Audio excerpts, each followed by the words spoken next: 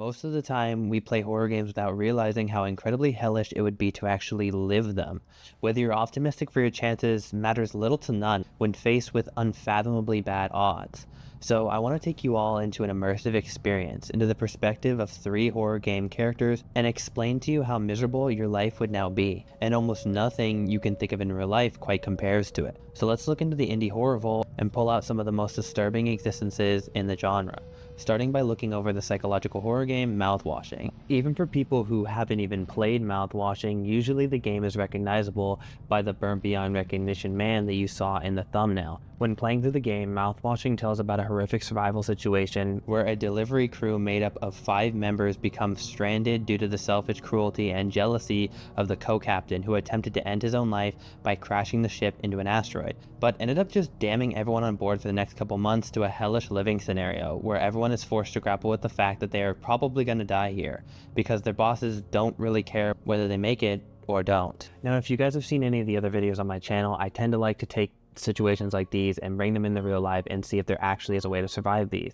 as well as just, overall how bad it would be. This may contain some spoilers, but I'm going to try my best not to just, throw the whole game out for you guys, because it is a game that I strongly recommend that you play for yourself. So to sort of maintain this, I'm going to be adding us in as a sort of 6th person on the ship, and then going from there and seeing if anything would be different. But as of now, the specifics of each crew member aren't really important. All you need to know is that you're going to be stuck on this ship for the foreseeable future, unable to discern whether your crewmates are to be trusted, especially Jimmy, as he is not only the person responsible for the captain's brutal injuries, but the assault on one of the female crew members, and kind of just an overall mood of extreme aggression going forward throughout the story. Everyone's mental state is collapsing fast, and if you expect to have a chance at survival, you're going to need to figure something out. You have little food supply, and the only thing you really have to drink is loads of mouthwash that you were hired to transport.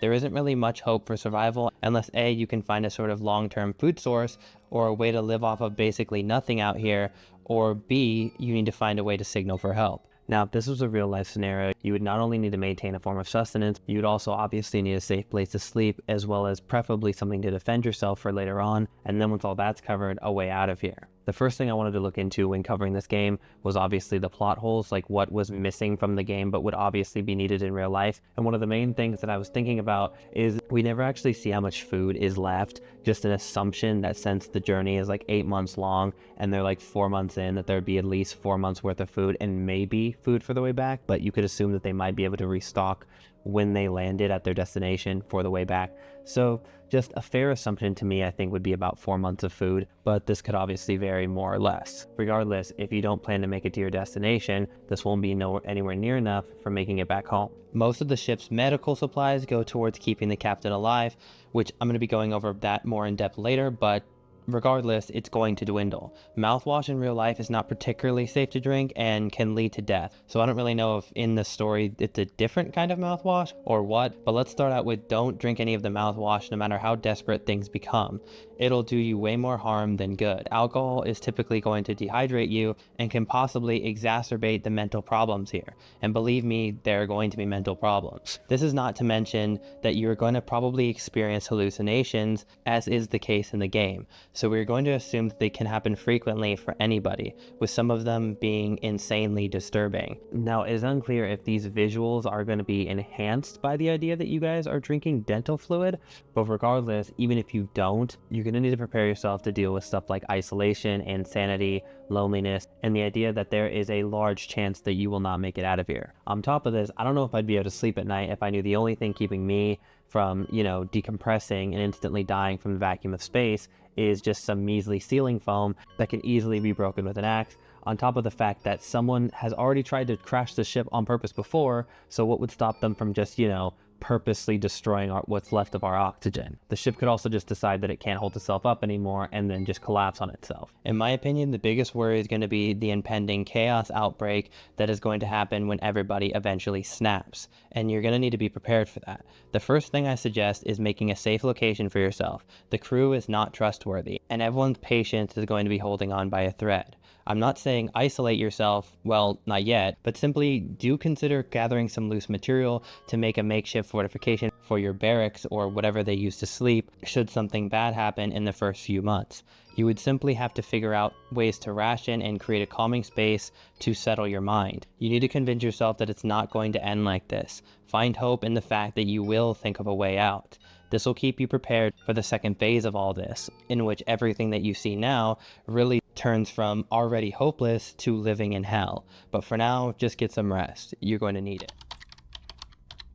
Now, the work we've been talking about might be considered one of the most dangerous. However, a while ago, I discovered an indie game on itch that might be even worse. It immediately jumped out to me as off, and I've been wanting to look into this for a really long time. You play as a sole employee operating a home intrusion center that primarily deals with pests like moles, mold, and similar organisms. But for some reason, if you perform successfully at the job, as the days go on, you unlock more and more entities, and they seem to get weirder and weirder, until you eventually realize some of the callers don't even sound like they're real humans, and your boss seems to be hiding something major about themselves because they start using words like blight upon thee, which I don't know about you guys, but I don't think anyone has spoke like that since the fucking dark ages. And rather than just dealing with normal things like rodents, you're dealing with things that delete faces from people's memories and entities that hide inside your mirror, or even worse, go through disturbing quote-unquote metamorphosis and end up turning from almost harmless cleaning elves into one of the most disturbing monsters that I've ever seen.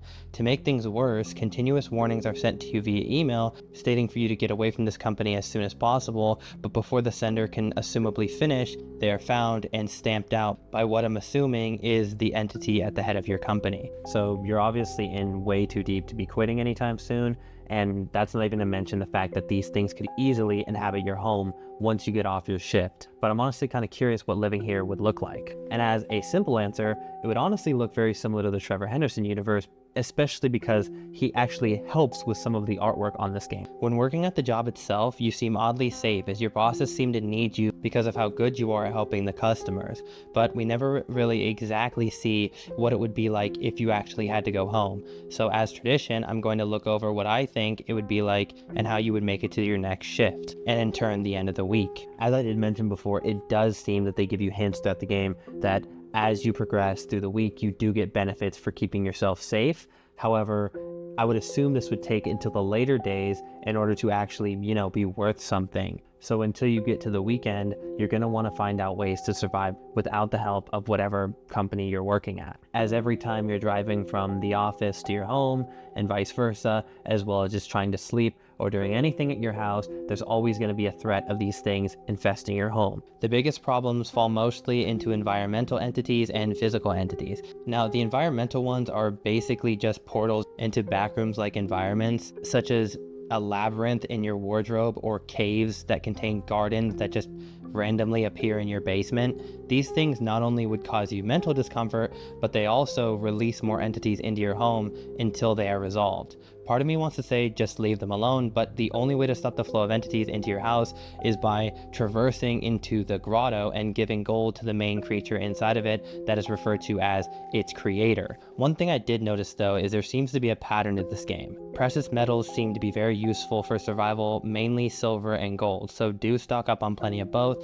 as it will help you exponentially. I also recommend not having pets if you can help it, because there are numerous entities that appear to be dogs or different pets, but there is something much worse. Not to mention there is a window demon that comes in purely to steal your pets and literally, and I'm not joking with this, wear them as pelts. So take my advice and save yourself the struggle and discomfort. Next, you're going to want to line the door and window frames with a silver lining of sorts as a way to deter a number of the entities from entering your home. I'm assuming that after a while you would have a large camera set up, since one of the main benefits of working at the hotline is you have access to your own database of these things, and seeing them would make a huge difference as you would be able to easily identify which one it is, check the database real quick, and then figure out how to get rid of them yourself. Among many other disturbing things, there are bird-like humanoids that flock to certain neighborhoods and emit an odd tune that could be interpreted as a weird caroling. But if you stay locked inside, they will likely move on in a few nights as they stay in an area based on how successful their hunt is. So if there's a ton of jackasses in your neighborhood that just stand in the street in the middle of the night, you'd probably be screwed. but if everyone as a community decides to not go outside, you should be fine in a couple days. I'm going to be honest here, the amount of entities that could possibly show up are just limitless. There's so many, and trying to look on the wiki and just going through all the entities just like overwhelmed me in an instant just because of the sheer volume of all of them. So in a real life scenario, there's no way you could memorize all these unless you were like obsessed with it. And I think having access to the guides at work would be seriously helpful for once you get home as well. Most of these solutions would work for you unless you get infected with something like Fey Flu, which if you read the description states that once you have it, you basically can't get rid of it. Regardless, in this universe, you need to realize that if you do work for the hotline, you are one of the lucky ones, as most people don't have the luxury of being able to figure out what they're looking at on their own. So the main thing that you're going to have to worry about is keeping your bosses at work happy, because if you mess it up, the entities are going to be the least of your problems. Oh, you're back. It's been a little while on the ship, and things, as mentioned before, have gotten a lot worse. People are starting to drastically decline mentally, and you know that big screen that provided like some form of comfort? Yeah, apparently it's been axed. Half the crew right now is laying drunk off of mouthwash, and it's beginning to look like the cause of death may not be starving after all. Everything is holding on by a thread here, and you have one chance to survive. But we are not trying to start an all-out frenzy. There is a total of 2 weapons aboard the ship, an axe and a gun. But the gun is inside of a locked safe, and only some people know what the combination is. But the way I see it is, even if you don't have the combination, it's still worth, finding the gun and making sure you can keep an eye on it and that no one else is able to slip it out from beneath you and use it against you. And if you're really desperate to get access to it, there is a chemical compound that I did do some research into that you can make with materials that you would commonly find on a ship like this. I can't talk about it because then I'd probably get watch listed and kicked off of YouTube. But regardless, you guys are just going to have to trust me on this one. It would likely get the lock open. And if it didn't, it would definitely melt it enough for you to be able to open it with some blunt force. You would then be able to possess the gun. The only problem is you have no clue where it is, so you kind of need to find where it's located, along with getting it without being noticed, as the chemical procedure takes about a half an hour. Lucky for you, the mechanic is likely to be passed out drunk, because let's just say he's been indulging himself in the mouthwash more than anyone else. So the one material that I can't disclose for safety reasons would be easy to gather from his workstation. But it is important that you don't let the co-captain, or Jimmy to be specific, notice what you're doing. Based off of the game, he's unpredictable and aggressive, and likely has already or can get possession of the axe. The captain likely knows where the gun is, but he's not necessarily on what you would call a place to talk. Even with no knowledge of the story, you can infer that at this point, Jimmy doesn't know where it is due to his behavior before the crash. Again, trying to keep spoilers at a minimum. But if you really think about it, the nurse and the captain are the only 2 people who probably know where the gun is at this point, and the infirmary is the only place where they both are there on a frequent basis and can keep an eye on it. However, just barging into the infirmary, Curly would almost definitely notice you, as it would be pretty damn hard to get it out from under him without him noticing. But assumably, he probably wouldn't make much of a fuss, as he'd probably rather anyone but Jimmy have it. And if you look at the end of the canon game, Jimmy does end up with the gun, and there isn't really much Curly can do. The trick for this would be to go at night when half the crew is either in a drunken stupor or asleep, at an unpredictable time sometime before 5:30 a.m. but after 3:30 a.m.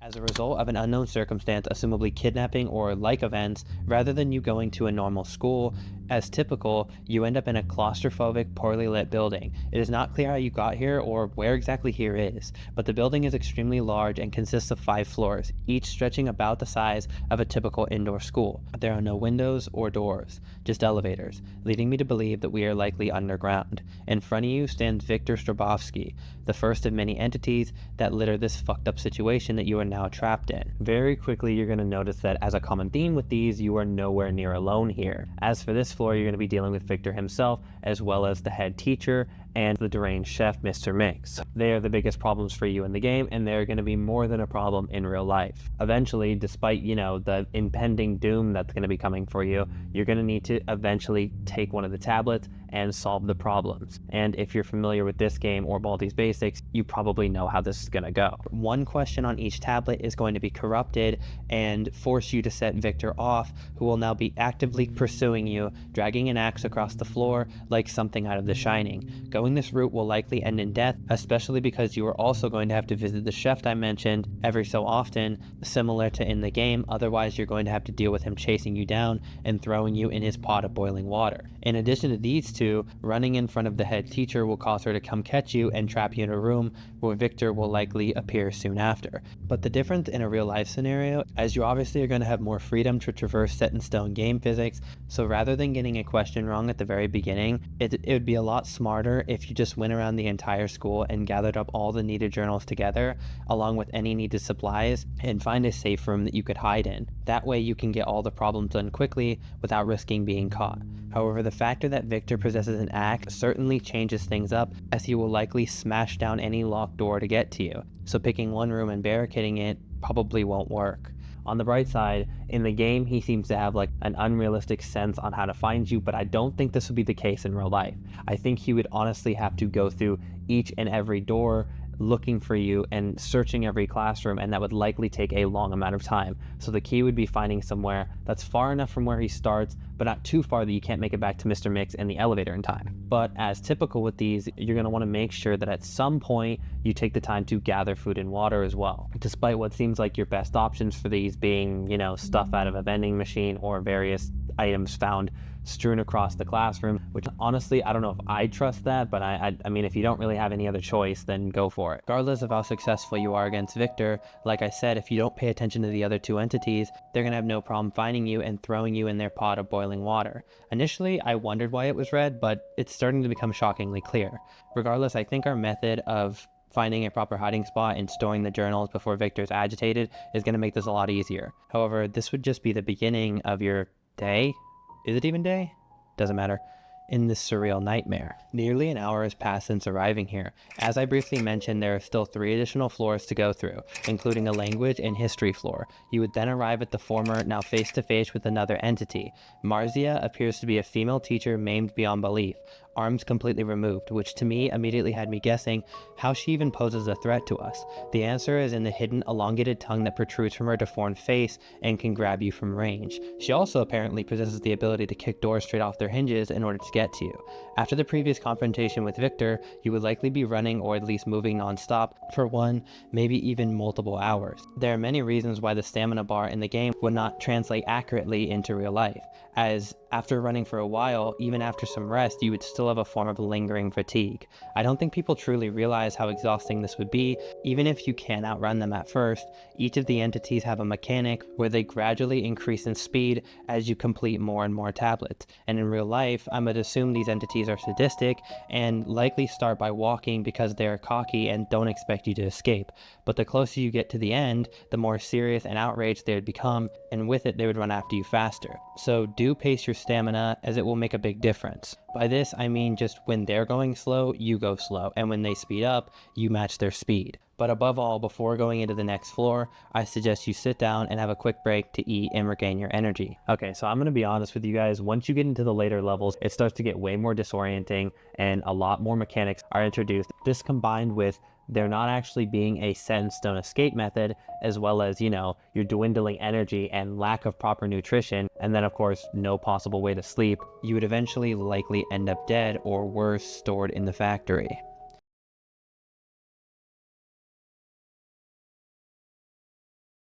The factory, also known as the Panacea Station, seems to be a sort of area that finally drops the illusion that you are in a normal school. Dark brick walls surround you and it's extremely disorienting and dark, the only source of food being piles of random, seemingly edible material strewn across the floor.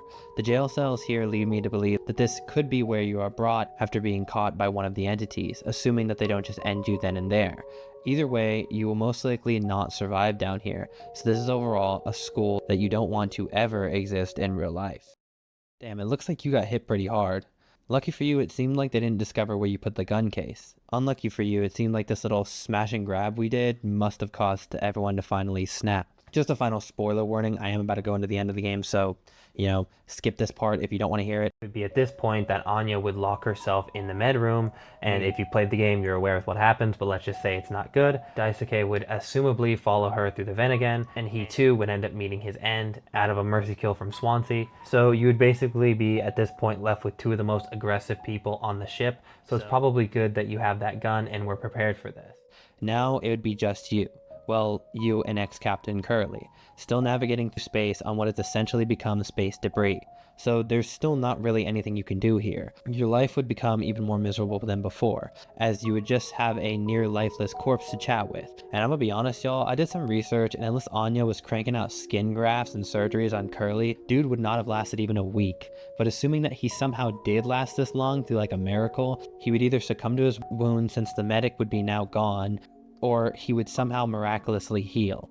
But in my opinion, you probably shouldn't even make this man suffer anymore and put him out of his misery. But that's just me. You now have the option of freezing yourself in the last pod since you're the last person standing. But after all this, it's more of a moral implication of would you even want to?